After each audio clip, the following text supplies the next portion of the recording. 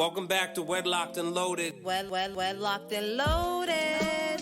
You women. Do not lump us all in one category. So you girls and lie and stretch the truth and try girls, to get us jammed up. First of all, I'm a whole ass woman, right? Think about no that. No disrespect. Sounds like it to me. So why can't y'all, what is it with men that they just can't walk away? Depends how good it is. You don't want to give that away. 10, 9, 8, 7, 6, 5, 4, 3, 2, 1. Happy New Year! New Year's Eve, New Year's Day. There's always the events where you see the big flyers with the gold and black and champagne and Ashanti's on it and Beyonce's on it and Puff is on it, and I don't know if Puff is going to be on anymore. No, they use Rick Ross, 50, 75. I'm just saying anytime soon is all for Puff. That's all I'm saying. God bless. So yes, absolutely. I don't know if you guys partaken. I don't know if you participated in any. Say that.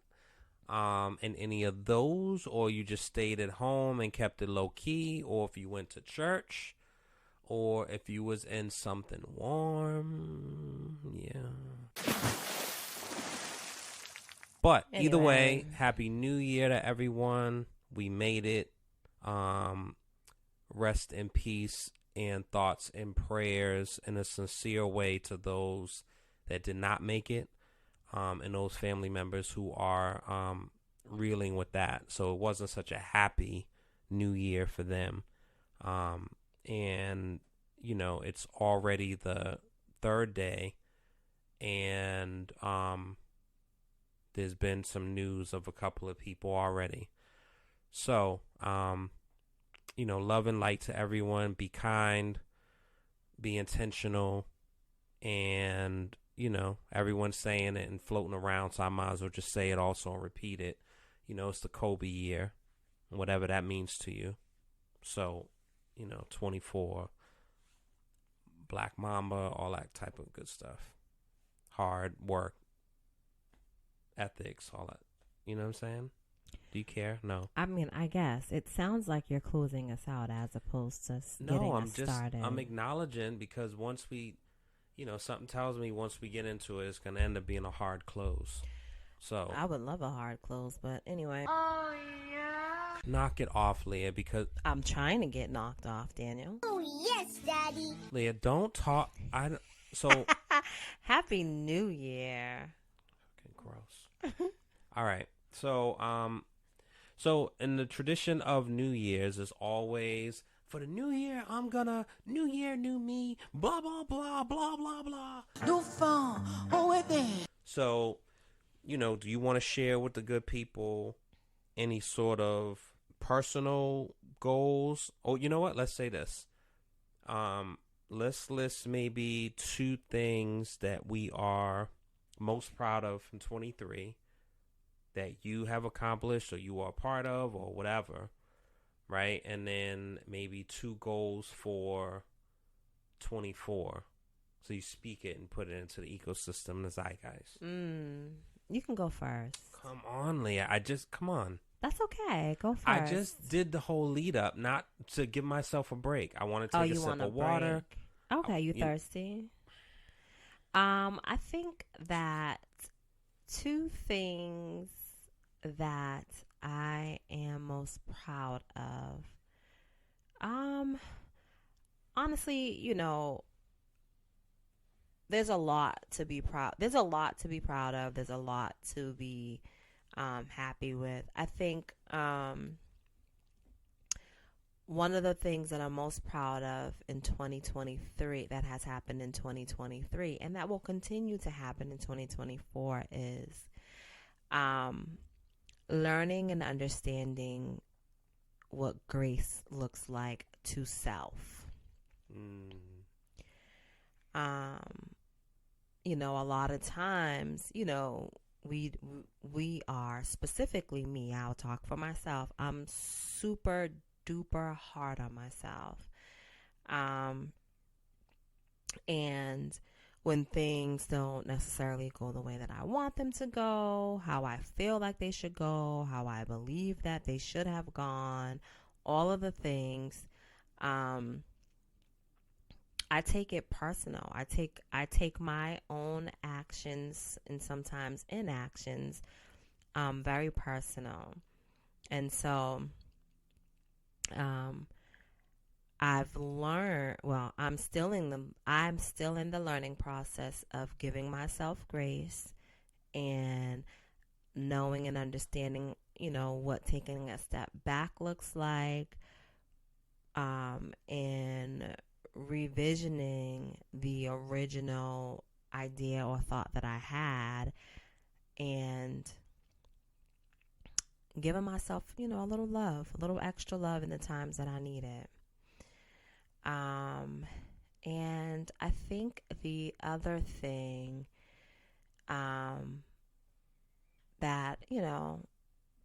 that brought me joy, I wouldn't say most proud of, but that brought me joy. I think despite my own personal turmoil, I was able to be around family and by that, just spend the holidays with family. I'm absolutely grateful for that, because there are a lot of individuals who weren't so lucky. And, being in that family means so much to me. I'm just very grateful for that. You want to do you want to do 24, or do you want to have me do and then you do? You can go. So 23, because I feel like my artistry and creativity is just so well intertwined with my life. Mm-hmm. So the two things that I would say are the incline and progress of the podcast. Absolutely. And I think the creation, execution, and reception for the film Cry For Me. Absolutely. Very, very dark spaces. It's not warm and fuzzy, but it's needed. It's important. I was questioning a lot of back and forth about the way I felt like it was being received, or people not kind of reaching out, or whatever it was. You know what I'm saying? But I think, like anything, the people, when they speak, it just reaffirms, like, wow, okay, this was the right thing to do. This was important. Everything was worth it to get to this point. Mm-hmm. And much more to come. But that was a great start for this journey. So those are my two. Okay. And so for 2024, I'm really not like that big on doing specific resolutions. I think anytime is a good time for personal growth and just overall growth, right? And so I think that 2024, what 2024 will look like is, for me, is that I'm going to continue to step outside of my comfort zone. OnlyFans? Maybe. Nice. Yeah. Step outside of my comfort zone. I feel like each year that has, I don't even know when it started, when I actually realized I was actually doing it. But each year I seem to embark on a new challenge, and it feels good to do something that I wouldn't normally do, because it's, like I said, it's just something different. But the other thing is that it also feels good to me to complete it, but it feels good to for whatever it is that I'm doing to be well received as well.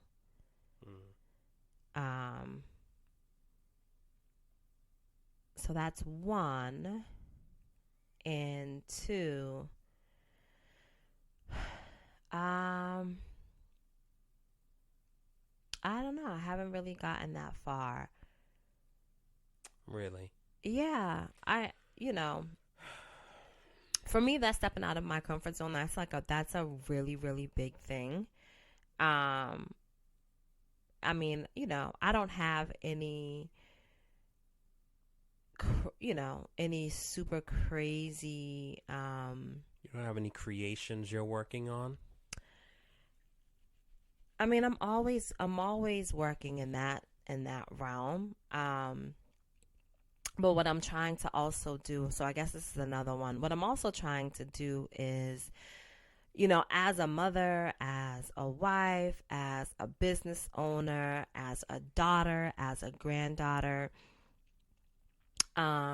I think, for many of us, women specifically, not to say that guys don't either, but we hold a lot of titles.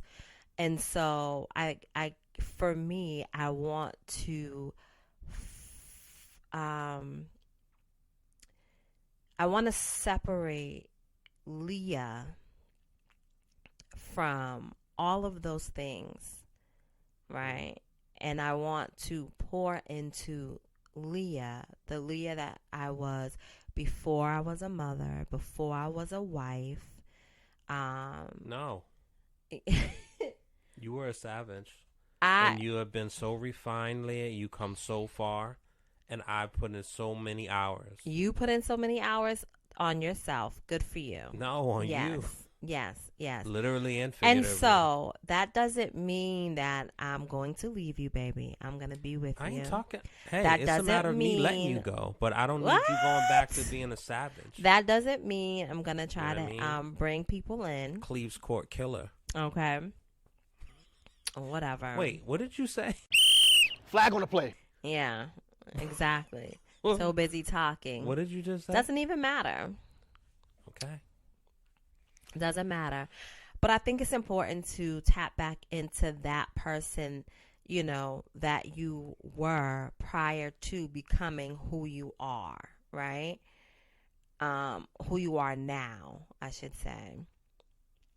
Again, that doesn't mean that I'm going to, if I revisit my childhood, I'm not going to necessarily stay there, right? But I will comfort that part of me that needed that comforting back then.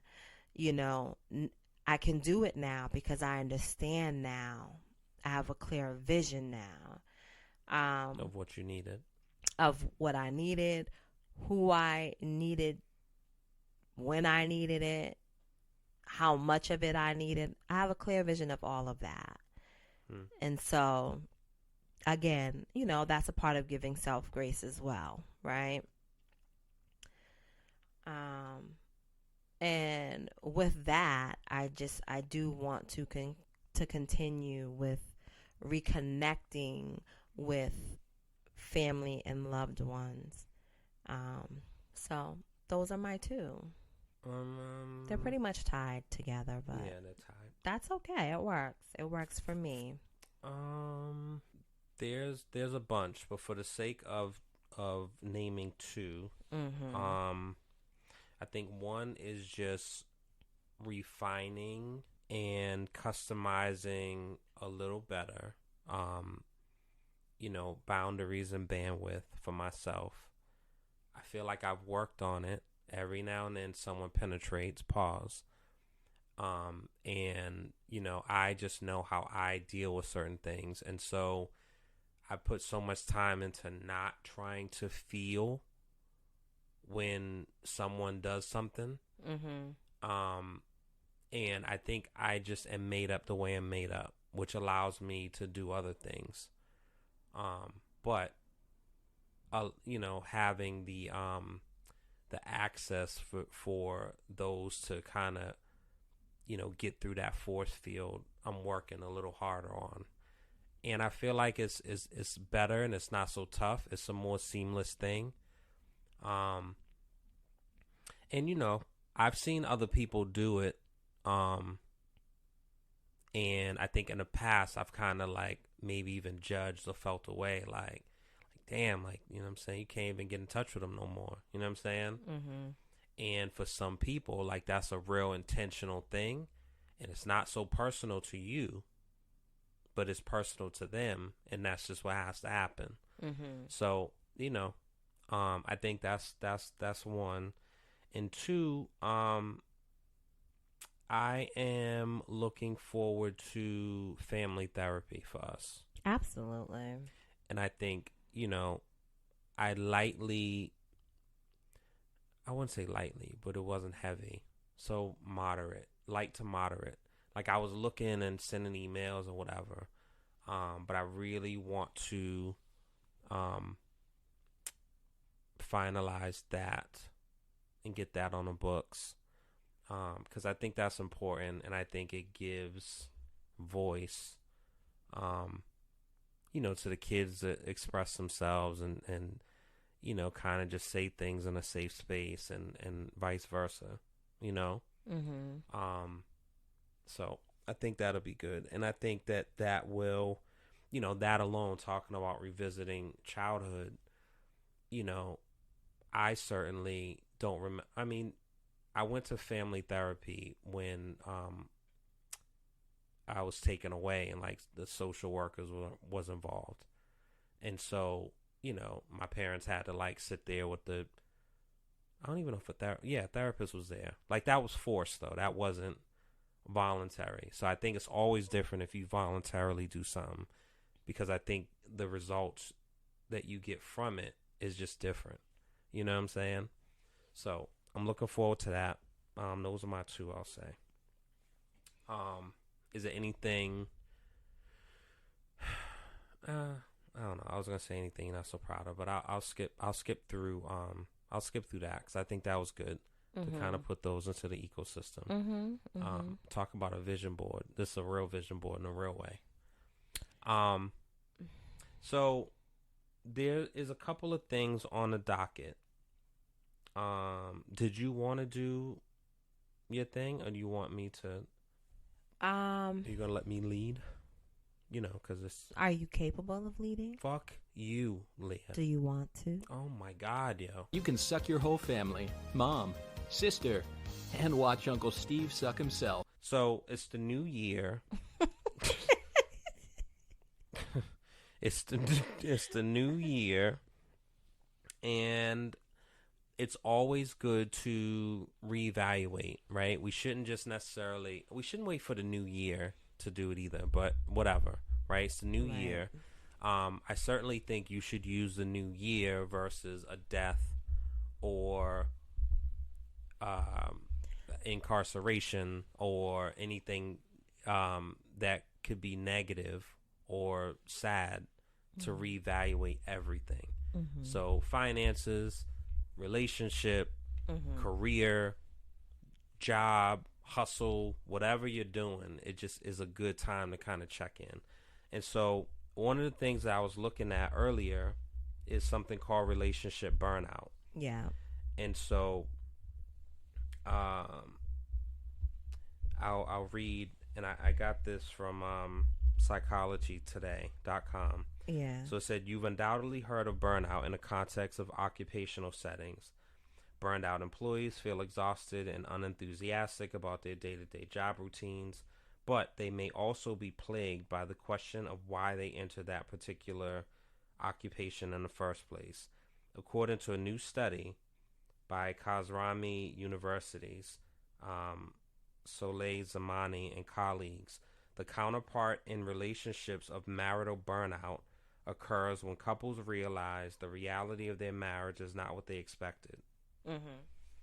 So, for the sake of generalizing beyond marriage, the term relationship burnout will be used instead. And so it's a couple of different things. I wanted to like run through them quickly. So it's 10-item couple burnout questionnaire, right? And people could feel free to go on psychologytoday.com and you'll see it. So hopeless, trapped, helpless, depressed, weak, sickly, insecure, like a failure, difficulty sleeping, or 10, or whatever. The last one is I've had it. And so I guess you go through a questionnaire and it asks you how often have you felt any of these feelings or emotions. So I want to ask you. You want to ask me on Yeah. record? Yeah. Baby. Okay, Okay. but are you asking yourself these same questions? No. Oh, then no. No, No, we're not doing that. It's not going to be one-sided. It's not what that's going to be. No, sir. No, sir. People who show this particular trait find it difficult, if not impossible, to relate to their partners or even be responsive to them because their emotional life is so empty. So I can relate to that. People show what? People who show these particular traits find it difficult, if not impossible, to relate to their partners or even be responsive to them because their emotional life is so empty. What traits are we referring to? The ones hopeless, trapped, helpless, depressed. Okay. So, So I guess my question would be to that, right? Because those are valid feelings and traits. However, they're not solely associated with relationships or marriage. Like, you can feel depressed about yourself. You can be hopeless. You can be hopeless yourself, right? Like, so that's kind of how do you decipher where you're feeling those feels at? How do you know if it's for self, or how do you know it's burnout? Relationship burnout. I tend to believe that you can target it. I mean, unless everything in your life or multiple things in your life at this moment is just in turmoil. Okay. Like, if you have a good job that you enjoy, or you enjoy the people that are there, or you have a good friend group that you have a good time being around, or you play golf or tennis or go boxing and you love doing that, and then when you walk in a house, it's like, what the fuck? Like, I mean, that would be absolutely, I mean, that's an easy way to pinpoint. Yeah, but again, so here's the thing, because a lot of times, folks, for instance, right, your home life can be okay, right? Your relationship can be fine. I just feel like people tend to, especially when you've been in a relationship for such a long time, you kind of forget to water your own grass at home, right? But you're at work, and you're responsible for your duty there, but you're not responsible for all the, let's say your job specifically, right? Because as a firefighter or police officer, like, yes, you are responsible for other people's lives, right? However, you're not responsible for the people at your job, at your workplace. You're not responsible for their lives, right? They don't depend on you to stay alive, right? And so it's easy, right? It's no major stress. And sometimes, going to work feels like a break from your everyday regular smegular routines at home, right?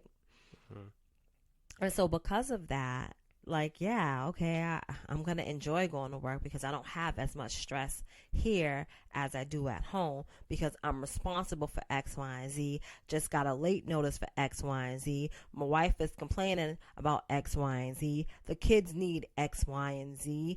My mom is calling me for X, Y, and Z. My uncle just hit me up talking about X, Y, and Z. You know what I mean? So it's absolutely easier to have a great time with some friends, kicking it about much of nothing, and, being at work and doing something that is fairly easy, you know, because it's routine, and you know, you don't have the pressures of what might feel like the world. And so again, right, like if you dealt with things at home, you wouldn't have those feelings where when you walk in the door like, wish I didn't have to be here. Not more shit. You know what I'm saying? Anyway, I just went on, but Well, yeah. I mean, I get it, but I do think, and I'm not saying that marriage burnout or relationship burnout is not a real thing. No, I absolutely it's a real believe that thing. it's a real thing. However, I'm just trying to figure out like but I think where it is goes the in line line. drawn. It goes in line with the check-in. So, Mm-hmm. you know, I think it's something that should be a typical practice, Yeah, and not wait until, like, you know, the house is on fire. absolutely. You know, and so just kind of check in, see what's going on. Hey, and you can be as technical as you want to be or not.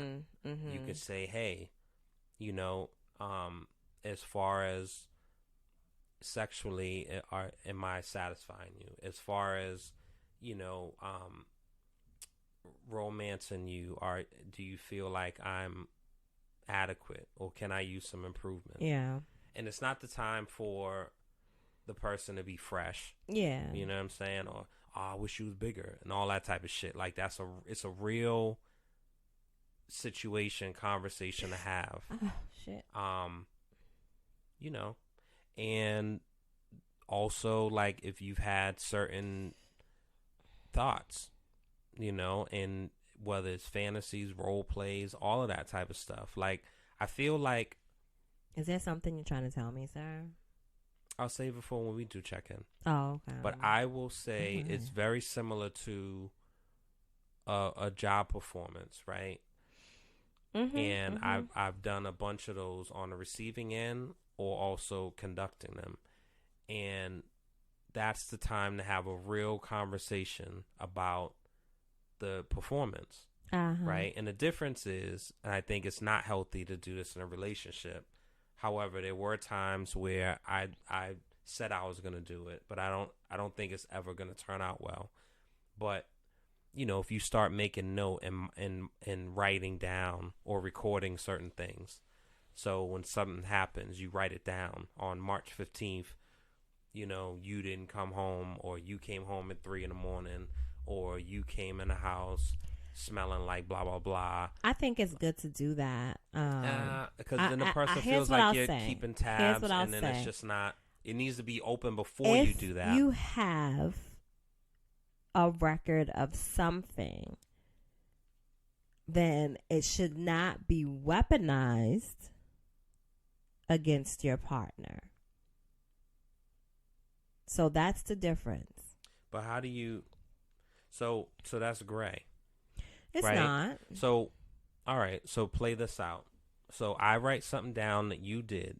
Yeah. That when we're having our check-in, I bring up, because I'm equating this to a work performance. So we're sitting down and we're having a check-in. So that means that we're just having a regular conversation. And so the way that you can approach the situation, like, one, I already know that there's some things that you've written down, and I've possibly have written down some things as well. But that's what I'm saying. So right there is, so what I'm saying is, if it's known, but if you're blindsided and I pull out a pad and say on March 15th, you blah, blah, blah, right, but no one is going to receive that well. If you're using it in context, then it's fine. Like, if you're saying to me, oh, you haven't kissed me, it's been a while since we've kissed. It's been 15 days since you've kissed me. And then I'll be like, no, it hasn't. We just kissed yesterday. Naturally. See? Then you will say, babe, actually, no. I wrote down the last date that I remember us kissing. This is Kaepernick. There's no way possible. Honey, there's no way.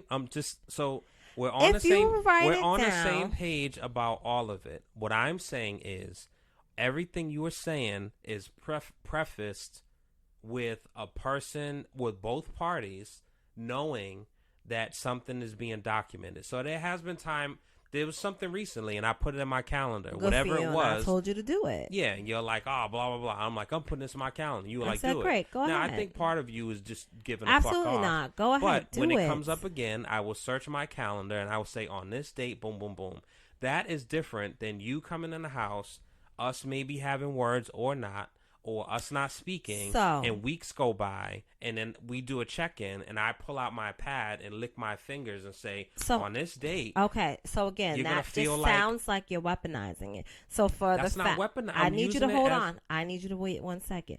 So for example, the example that you just gave said that we had a disagreement and we hadn't been speaking for days or weeks.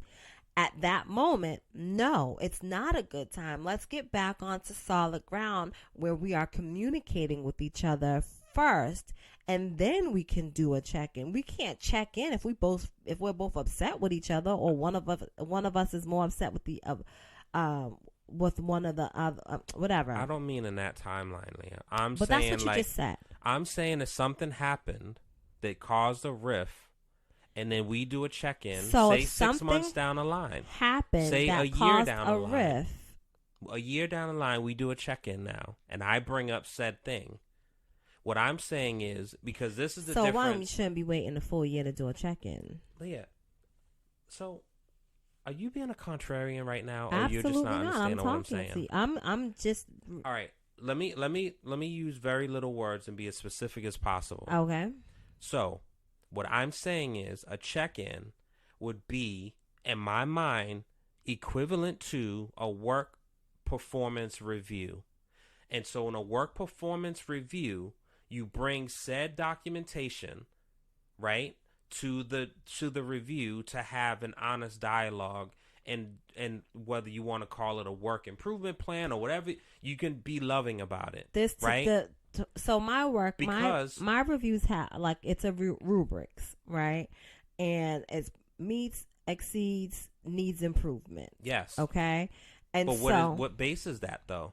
Is it just talk and whatever, opinions? It's the standard. It's whatever standards that are set forth. So comes to work on time, right? If you say, and this is what people tend to do, because this is just what happens, everyone gives themselves exceed expectations, right? Very few people are honest with themselves, so they give themselves 5s. So when you give yourself exceeds expectations, and I say needs improvement, and you're like, what are you talking about? This is when I pull up for 30 days straight, you have been late. And these are the clock-ins. Okay. And it makes it very easy, instead of saying, well, Absolutely. I feel like you've been late a lot, and I know you've called, but I feel like... No, you need facts. Exactly. Yeah. So that's what I'm saying. Okay, me too. But if we don't both go into said check-in with that type of mindset, and one of us has facts and the other person is talking off opinions, because I might say you haven't kissed me in a long time, and the reality is you kissed me 3 days ago. That's not a fair thing to bring up in a review. But if I pull up, it's been 25 days. What can you say? But if you don't know that I have these tabs, you're going to be like, yo, really? You keeping fucking tabs? But I won't if it's something that we've had a conversation about. Right? That you know I'm keeping tabs. If we had a conversation about it. And so I think you're going at it already in a negative tone, right? Because you're saying keeping tabs. Like that doesn't, that feels and sounds very condescending and very Leah, tomato, yo. I don't want to play semantics with words. So yes, keeping tabs, it can be, that's like a detective. But like keeping documentation, I just didn't feel like saying so much. So keeping tabs just is tracking. That sounds even worse. No. You want to be tracked? You want me to track you? I physically do not want to be tracked. Yeah. Right? But what I'm saying is, Speaking if of you which, are... I'm going to buy an AirPod.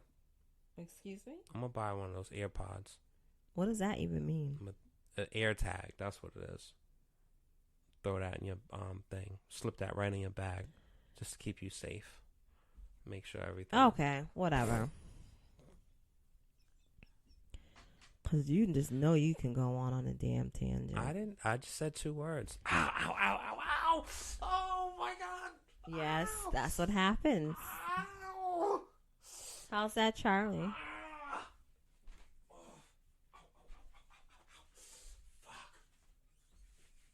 That's not what you should do. Ow!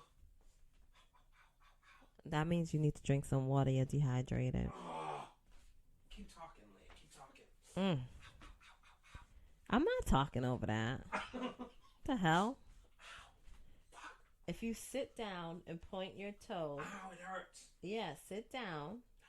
Wait, Sit down. wait, hold on. Who's in a... This is unbelievable. Did you like say anything, or you just like was quiet? Mm-hmm. You couldn't like fill in the space? Mm-mm. Thanks, Leah.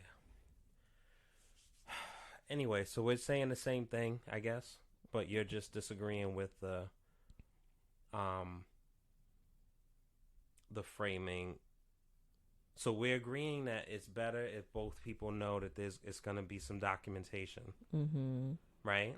It's better to. We both know that we're both coming with facts. Yes. Okay. All right. So there's so completely shifting, because it's something that's in the news, and I don't want to pretend as if I'm so knowledgeable of it. However, so have you heard about the Harvard University president? I saw something really quick today. I don't know all the ins and outs, but I know she resigned, or they resigned. I don't. So she resigned on Tuesday, after facing scrutiny for the testimony about the anti-Semitism, and I guess allegations of plagiarism in her academic work. And so she stepped down. It's made national news. I think like Jamel Hill's commenting on it. I think Tamika Mallory. Hometown. I know Senator Liz. She made a post, and I thought her post was actually So Senator Miranda said Dr. Gay's resignation is not about allegations of plagiarism. She went through an extensive search and process to become recommended, vetted, and then the second woman ever and first black woman to be Harvard's president. She was and is a stellar student, faculty member, and leader at Harvard. I hope Harvard spends the rest of its corporate board meetings discussing legacy admissions since 1636 and its role in the creation and implementation of the institution of slavery here in the Commonwealth. Its legacy of then spreading it across all 13 colonies and through and back from the Caribbean, and the wealth it derived from which it built its endowment, power, and privilege. Then they should discuss how to pay it all back to the descendants of indigenous and black communities who still feel the brunt of its oppression in every sector here and across the nation, birthed right here in Boston and Cambridge. So that's a mouthful. However, I don't know if you have like a take on this or in general, but I wanted to bring this up to say, it's just ironic that, and shout out to, City Council now President, Ruthie Lujan, Haitian American. She just was sworn in as president of the council, right? So when she's sworn in as a council, Dr. Gay resigns, right? I think when it comes to, there's so much for us to do, and I think it's so important for people to know their roles and to be intentional and be on code. And so again, there's always this talk about like, we're not monolithic and we're not blah, blah, blah. And I keep saying, like, I just feel like for some things we should be. And you have people who are in positions, whether it's president, vice president, executive chair, head of uh, equity and inclusion, whatever it is, and they're not actually doing the work that it should be being done, and they're just kind of holding that seat and getting that money and just being in that role, right? There's no succession plan. There's no bringing up the next person, so you're not the only black. There's so many that's okay with just being the only black, the only one, the first. And so this isn't to Dr. Gay at all, but what I'm saying is to everyone that's in these spaces that show up and they're not unapologetic and intentional about equity and inclusion and making space at the table, or maybe creating another table. It just sucks when stuff like this happens, because yet again, I feel like we are looking to others for the validation. Like we're going to the Grammys instead of going to the NAACP Awards or the BET Awards. We care that we weren't acknowledged by the Golden Globes.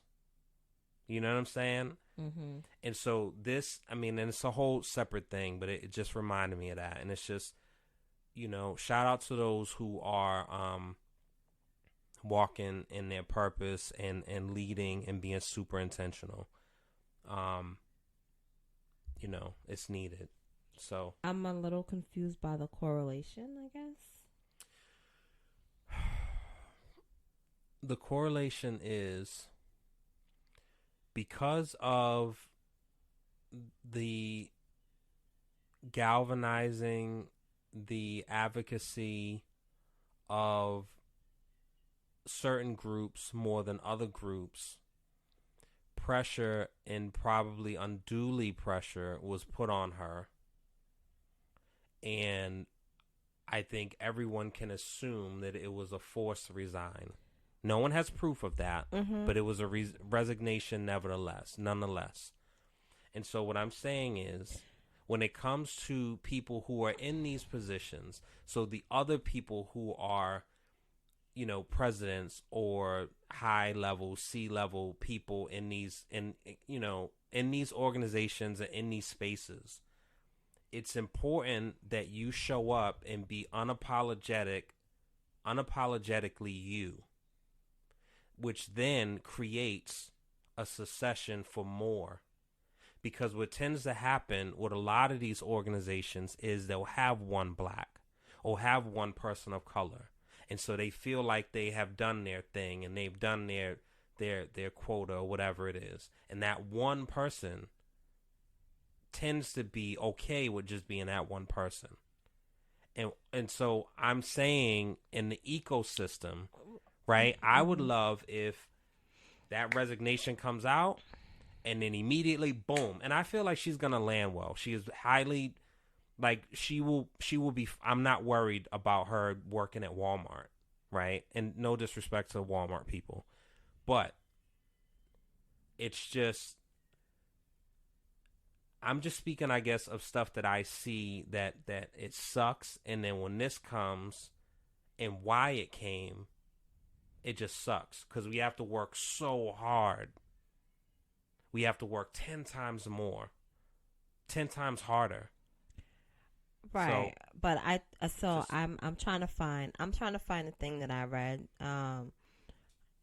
And according to Miss Gay, she resigned. Yeah, she resigned, but she was forced to resign. Who said that? These are her words. Those were her words. Oh. Let me see. Yeah, those were her words. Let's see if I can find it really quickly.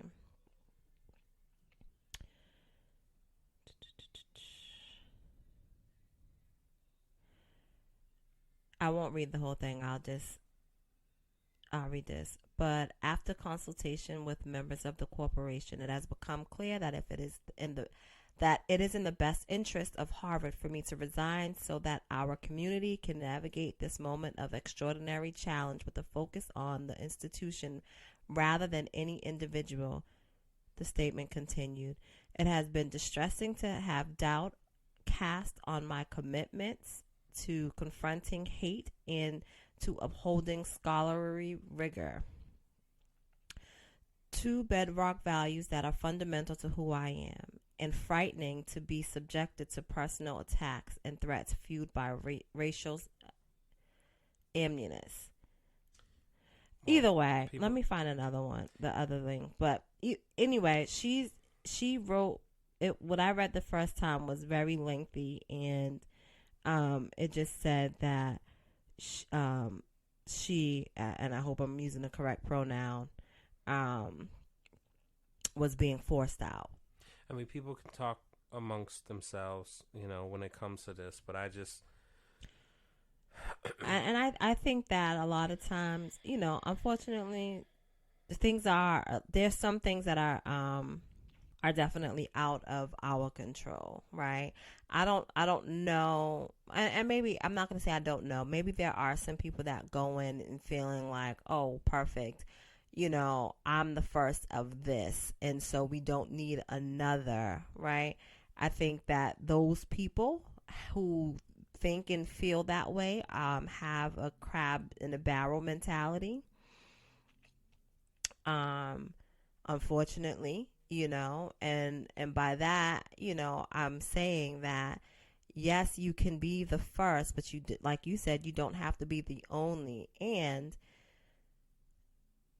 it's okay to pull somebody else in and help get somebody else up, be that mentor, be that guide, It's